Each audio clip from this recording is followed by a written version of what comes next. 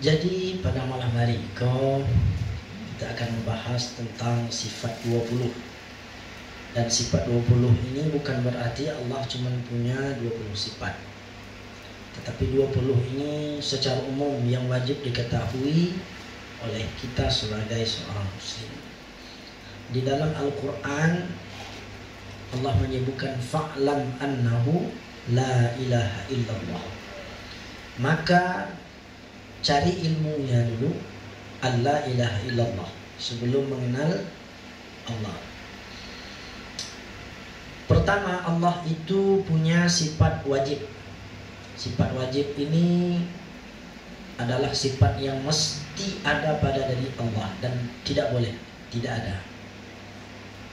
Sifat yang wajib bagi Allah ini yang pertama wujud.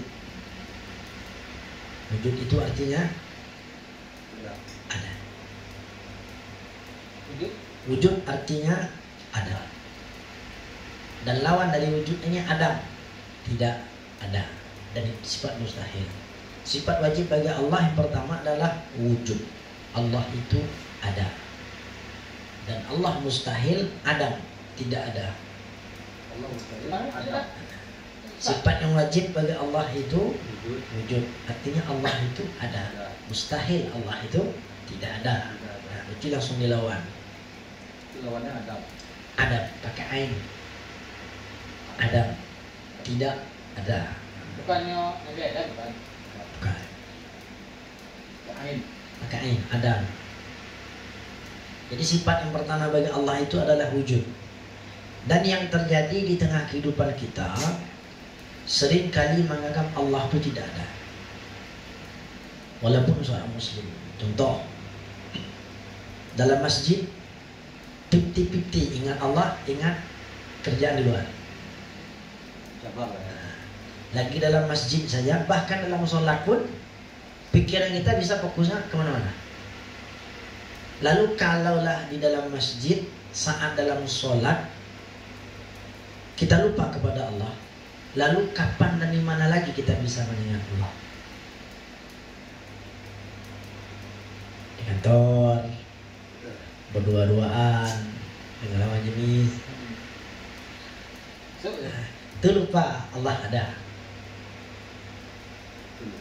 Ada yang bilang Allah tuh ada di mana-mana. Ada yang bilang ada di mana-mana, sebenarnya tidak disebut salah. Karena bisa jadi maksudnya Allah di mana-mana, semua yang ada di dunia ini Allah menciptakan. Jadi setiap kita nengok apapun, kita meyakini Allah menciptakannya. Kalau maksudnya Allah ada di mana-mana. Tapi kalau disebut Allah itu ada di mana-mana adalah wujudnya, salah. Karena kalau Allah itu di mana-mana kan lucu. Wah, ada kecoa nih di mana-mana di toko, kata Bang Putri. Namanya kecoa di mana-mana itu kan tidak satu kecoanya, banyak. Gitu. Jadi pertama Allah itu sifatnya ada. Ada orang-orang yang tidak memiliki agama atau ateisme, itu tidak mengakui bahwa Allah itu ada. Bahkan mereka mengatakan bumi ini jadi sendiri. Menurut akal kita, logika kita tidak masuk. Kita masuk ke satu ruangan, tengok dalam ruangan itu kursi jatuh, patah, kemudian tempat lampunya rusak, ada yang pecah. Secara logika kita, mustahil barang itu rusak hancur sendiri. Jawabannya pasti ada yang merusak dan menghancurkannya. Begitu pula adanya alam semesta, bumi, planet-planet yang teratur rapi peredarannya, mustahil tidak ada yang mengaturnya. Dan yang mengaturnya pasti Allah. Ada lagi yang bertanya, non-muslim, orang Kristen. Ada yang bertanya seperti ini, Tuhan kami ada yang disalib. Tuhan kami loh. Nah, Tuhan kalian Islam mana? Tuhan kami disalib, bentuknya seperti itu. Ada, Tuhan kami ada, itu bentuknya. Nah, sekarang kami nanya ke Islam, Tuhan kalian ada? Ada. Nah, coba buktikan di mana dan bagaimana bentuk Tuhan kalian. Kita sebagai muslim bagaimana jawabnya? Misal Bang Nando ditanya nih kan, Pak Nando, kami percaya dengan Tuhan. Tuhan kami itu yang disalib itu. Nah, sekarang Pak Nando percaya ada Tuhan, percaya siapa Tuhannya? Allah. Nah, Allah itu di mana? Bentuknya bagaimana?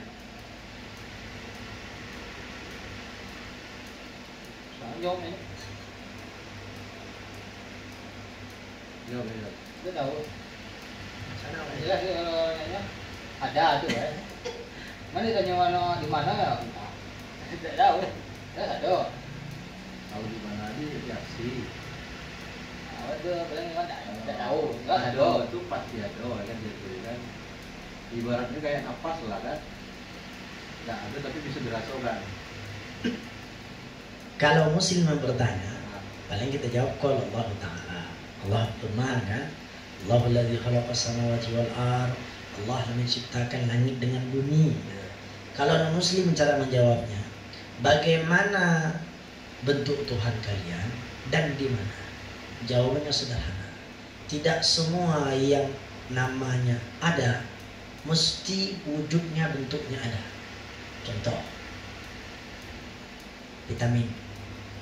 Kata Bang Tony ini makanlah jeruk nih. Ini mengandung vitamin C nih.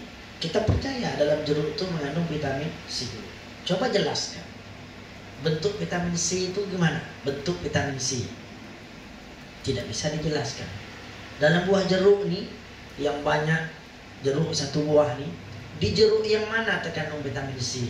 Tidak bisa dijelaskan. Ada satu cangkir susu. Kita percaya dalam susu ini mengandung lemak. Bentuk lemak itu gimana yang dalam susu? Dalam secangkir susu ini lemak itu posisinya di atas, di tengah, apa di bawah? Tidak bisa dijelaskan. Jadi tidak semua yang namanya ada mesti wujudnya pun juga ada. Contoh angin. Kita percaya angin ada, bisa kita rasakan. Bentuknya gimana? Angin itu di mana? Tidak tahu. Itu untuk menjawab pertanyaan muslim. Kemudian, kalaulah memang Allah itu tidak ada, dengan anggapan bahwa adanya anak karena kerjasama yang baik antara emak dengan ayahnya. Jadi karena kerjasama yang baik emak dengan ayahnya, jadilah anak. Kalau cuman modal seperti itu, lantas ibu dengan ayahnya dari mana? Oh, dari emak ayahnya juga. Kakek neneknya dari mana? Oh, dari buyutnya. Buyutnya dari mana? Dari moyangnya. Moyangnya sampai ke Nabi Adam. Terus Nabi Adam dari mana? Yang menciptakan siapa? Adam tidak punya ayah.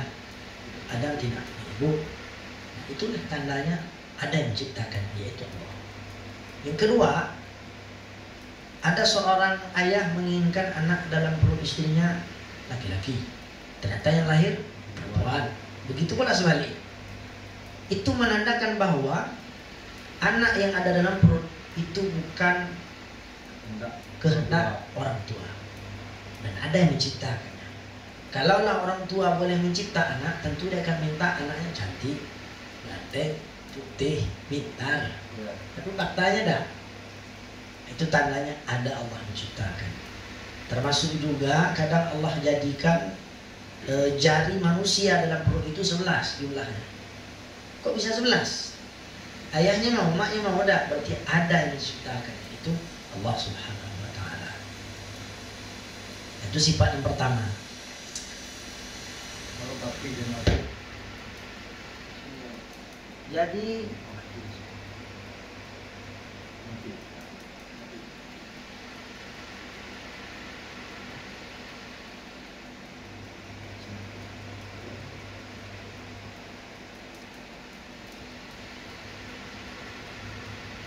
John, ke rumah udah lari ya. John,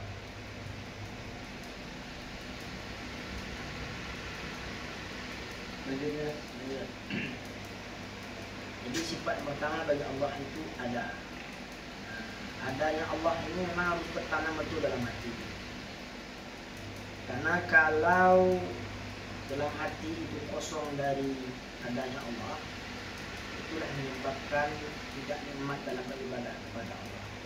Salah satu cara agar hati kita selalu merasa ada Allah itu, rumusnya kita hidup di dunia ini sebagai seorang hamba. Kita numpang tinggal di dunia, sedangkan Tuhan mengajikannya adalah Allah. Sederhananya, ketika kita bertamu ke rumah orang, pertama kali orang itu kita kunjungi di rumah, kita tak mungkin sembarangan beretika dalam rumah. Mau berbuat yang tidak malu, tidak enak. Disuruh makan pun malu-malu walaupun lapar. Seharusnya kita hidup di dunia ini pun juga sama. Karena kita ini numpang majikan Allah. Jadi kalau tahu kita ini seorang hamba, maka kita harus menyadari bahwa selalu ada zat yang memperhatikan gerak-gerik kita, hati kita, pikiran kita, dan seluruh panca indera kita. Itu harus ditanamkan. Jadi saat mata kita memandang, maka kita merasa bahwa Allah memperhatikan apa yang kita pandang. Saat kita pandang itu tidak baik, malu kepada Allah. Allah Maha Mengetahui.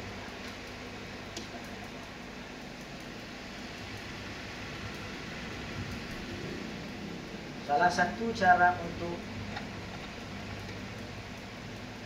membuat hati kita dekat kepada Allah dengan berzikir Allah dalam hati.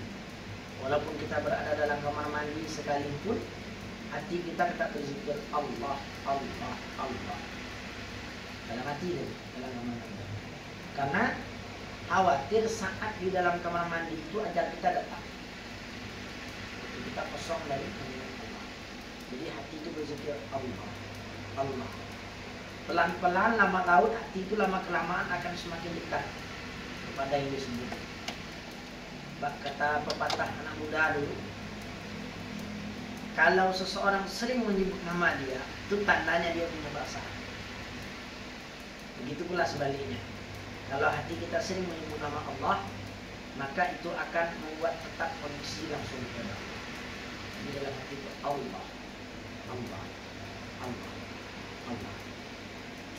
Rutin setiap saat, setiap waktu, dalam seminggu, 1 bulan akan mengalami perubahan drastis pada diri kita. Karena di dalam tubuh manusia ini ada segumpal daging sebesar buku tinju di segumpal daging.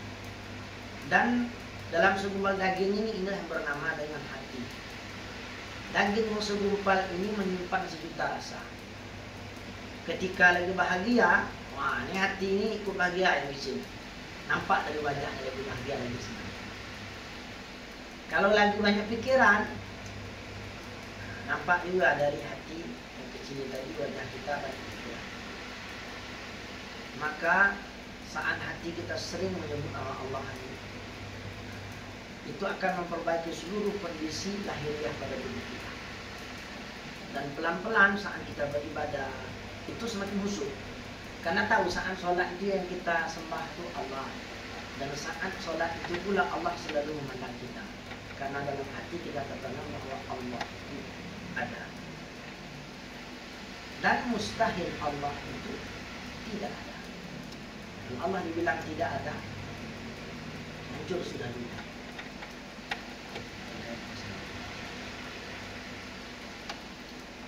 Baik, untuk malam ini cukup untuk sifat Tuhan yang pertama. Biar sedikit, yang penting ada yang teringat. Ini memang ngaji lama sekali.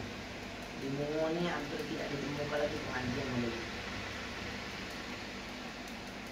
Inilah buat orang kadang korupsi dan malu, berlaku curang dia tidak malu. Karena sudah tidak ada lagi dalam hatinya meyakini Allah itu ada. Dia percaya Allah itu ada, tapi dia tidak meyakini Allah itu ada. Dia percaya Allah itu Ada. Tidak meyakini Allah ada. Bukti dalam kehidupan nyatanya, bukan lewat omongan. Kita kan kalau membuktikan sesuatu, bukan hanya ucapan saja, harus dengan perbuatan. Nah, ada omongan dia. Ya, kalau ditanya Islam,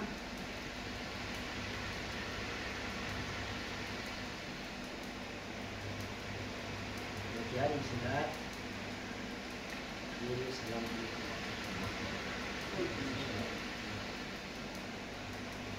Kayak zikir Allah juga. Itu selalu zikir dah. Zikir, cuman sewaktu itu zikir mendadak hilang. Setelah itu lupa zikir, balik orang yang tadi hilang zikir tadi. Aku tak pernah mengatasi. Ini tuh zikir nih, lalu buat jalan zikir kan. Tapi tiba-tiba di waktu tahap bersendangan bagaimana zikir itu hilang. Berapa jam kemudian tuh baru ingat lagi. Lalu gimana cara mengatasi?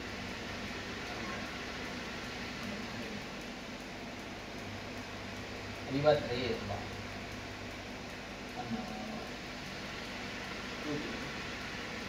Warga sih.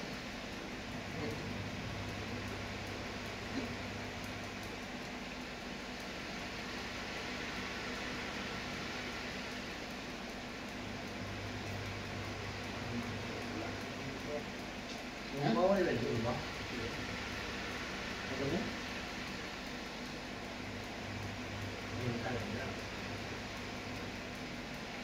Iya.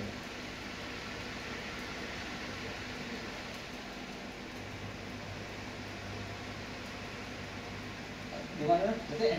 Tak di rumah.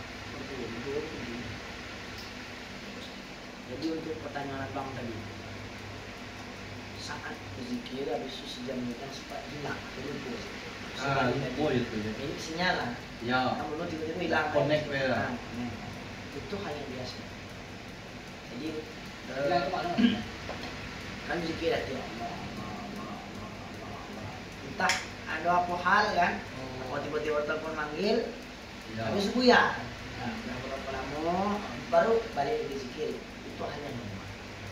Dalam tahap proses, itu namanya proses kan. Proses kita sedang memperbaiki diri atau proses hati itu berzikir terus itu hanya wajar. Itu namanya proses. Menjelang terbiasa. Kalau udah terbiasa hati itu tidak lagi nengok kondisi.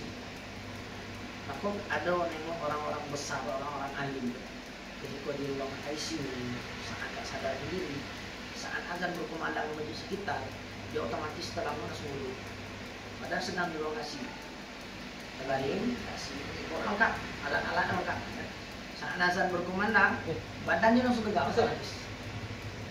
Langsung terduduk, seolah-olah lagi duduk, habis itu sholat. Padahal dia tak sadar.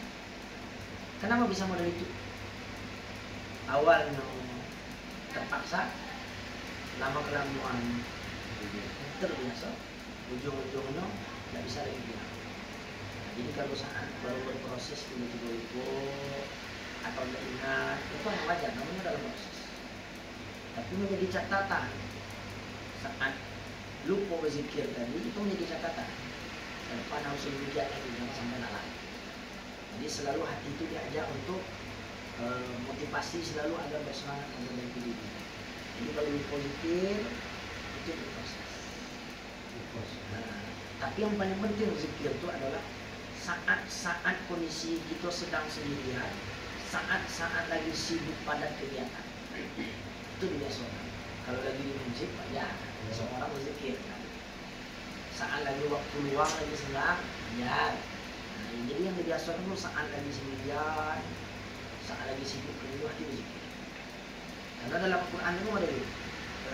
فَإِذَا قُضِيَتِ الصَّلَاةُ فَانْتَشِرُوا فِي الْأَرْضِ وَابْتَغُوا مِنْ فَضْلِ اللَّهِ وَاذْكُرُوا اللَّهَ كَثِيرًا لَعَلَّكُمْ تُفْلِحُونَ. Kalau sudah selesai sholat, melaksanakan ibadah Allah, silahkan pergi untuk cari rezeki, kerja dan sebagainya. Tapi satu, dalam kerja, dalam mencari rezeki, dalam kesibukan, tetap zikir kepada Allah agar apa yang kita lakukan membuat Allah. Orang kan tak tahunya sholat, ingat Allahnya saat sholat, zikirnya saat sholat selesai, dah urusan kerja dah masuk. Jadi berarti sudah sholat, boleh pergi, nanti ada zikir. Maksudnya itu satu macam orang, misal orang buru-buru kan, tak sempat lagi zikir misalkan, boleh zikirnya sambil jalan. Boleh. Boleh, kan zikir kan tak wajib sunat dari satu, boleh model itu. Yang kedua, maksud dalam ayat tadi, ketika abang sudah selesai ibadah sholat misalkan, berdoa bersama-sama saat melanjutkan aktivitas kerja. Dalam melanjutkan tadi itu, hati ini selalu berzikir kepada Allah. Salah satu. Nah, kalau dapat tasbih kan mungkin sibuk ngitung Tapi kalau keadaan apa? Kalau keadaan total misalnya kan hati. Kok tadi dalam kamar mandi, dalam kamar batal wudu gitu. Tidak masalah. Kalau tidak harus berwudu dulu. Kalau zikir itu boleh dalam keadaan suci, baik, sangat baik. Saat kondisi tidak suci pun juga baik. Itulah hati beda dengan mulut. Maka tadi pas kalau patut aku mulut jangan boleh. Yang tidak boleh itu ketika mengucapkan doa dari mulut. Nah, maka tidak disebut zikir Allah ini dalam kamar mandi pun saat kita berak, mandi misalkan, atau kencing hati zikir terus. Itu tidak masalah. Yang penting ingat dulu ya. Kalau ingat tadi, nakon mati. Bahkan kadang tuh kalau mati di orang kedua mohon maaf. Sedangkan berhubungan dengan suami istri itu hati terus zikir kepada Allah. Nah, itu kadang itu yang berhubung. Walaupun nggak berhubungan tuh. Iya, tetap ingat Allah. Cuma tidak dilepaskan dalam hati. Ya pula ini Allah. Nah, lain jadi kau dia orang. Jadi sangat Berarti zikir tertinggi itu Allah. Atau zikir tertinggi itu banyak. Salah satu la ilaha illallah. kalau dari Tapi kalau untuk hati itu memang harus Allah. Kalau la ilaha illallah boleh dicoba. Saat apa maco la ilallah, mulut itu walaupun ada bergerak tetap bisa baca. Itu kehebatan la ilaha. Kalau yang lain, subhanallah, alhamdulillah, mulut bergerak. Tapi zikir la ilaha illallah itu mulut tak bergerak sama sekali. Kalau hati tadi benar Allah. Jadi mengingat dalam hati itu Allah. Lagi kerja dalam mobil, hati zikir. Kalau tak tahu tu saat dalam mobil atau kendaraan tiba-tiba terjadi kecelakaan, hati zikir kepada Allah. Kita tak tahu kan musibah di jalan. kalau biasa ada lagi deh kan. Kalau di WhatsApp BBM itu kan banyak selawat lah. Karena kan ikut beliau itu selawat. Jadi kan kalau selawat itu selawat, kemudian selawat. Tapi Ustaz katanya panas. Kan juga Allah itu dia juga selawat. Mana maksudnya? Boleh Pak. Tapi kalau untuk proses Allah itu Allah. Karena masalahnya ini tadi kan selawat bagus juga selawat. Cuman kadang kalau cuma ditunjukkan lala dari kecil dulu kita semayang Allah subhanallah la ilaha illallah tidak ada ngefek pada badan kita karena cuma di mulut. Itu yang bilang tadi, itu sering lawati ketika hilang buyar, itu sering Itu terjadi. proses. Itu sering terjadi. Proses. Dan terberat yang kita bilang tadi kan, yang terberat tadi ketika kita sibuk tadi itu yang terberat. Kalau dalam keadaan kita sendiri, kendaraan sendiri itu nih, hal yang ringan untuk ingat gitu kan. Tapi dalam keadaan kerja berat, itu yang berat. Apalagi sama banyak kan.